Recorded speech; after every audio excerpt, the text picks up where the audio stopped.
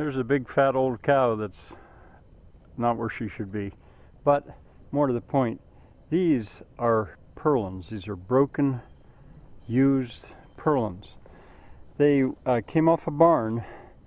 Purlins are the parts that the roofing is nailed onto.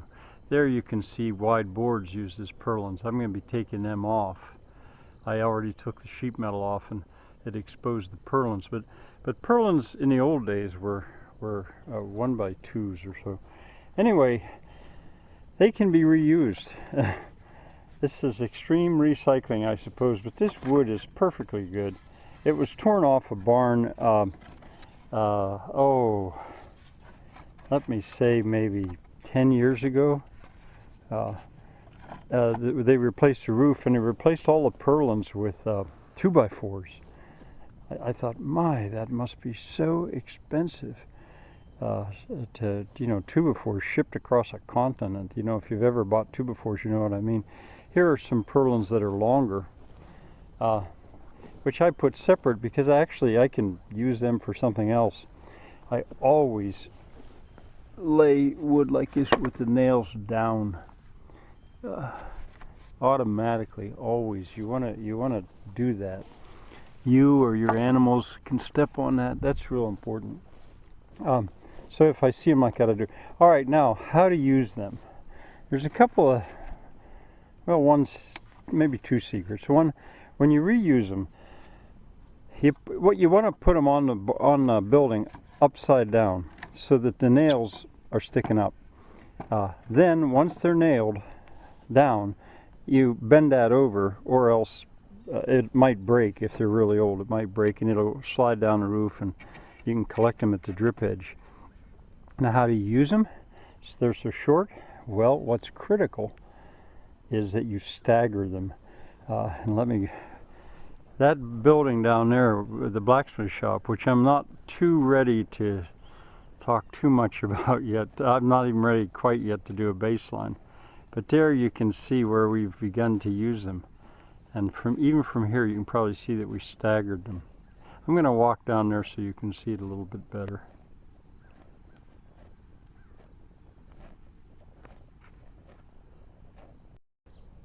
Okay, here you should be able to see. By staggering them, what I mean is, I ran a short one, and I actually started in the center and lay in the center and worked our way out. Now, by doing that, you don't have to have a good end. Normally, let's see if I don't know what I did when I put that building up. It looks to me as if I ran them straight through. But people usually split the joint over the rafter. I mean, that's just a normal thing to do. You can see by the nails in the good ends, you can see that was done. But anyway, you don't need to. I had thought, well, I'm going to have to saw all the bad ends off and see what I've got left.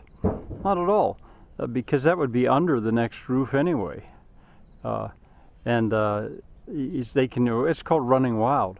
So you nail it in the middle, make sure it'll reach the rafters on either side. So basically, you have to have at least 4 feet. These rafters are 2 foot on center.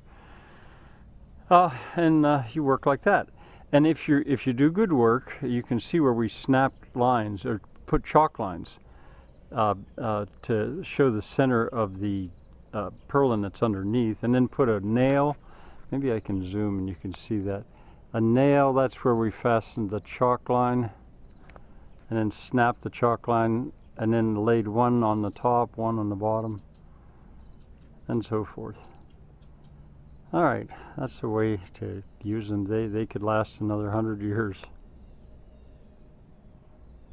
And I should also explain too that, we nailed over the ridge. That purlin will act like a gasket. It's not going to leak where our nails are.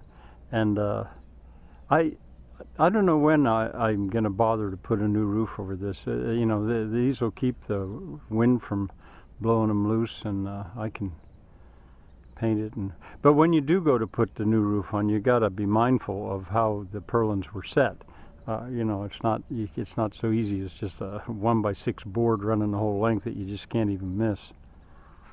All right, bye for now.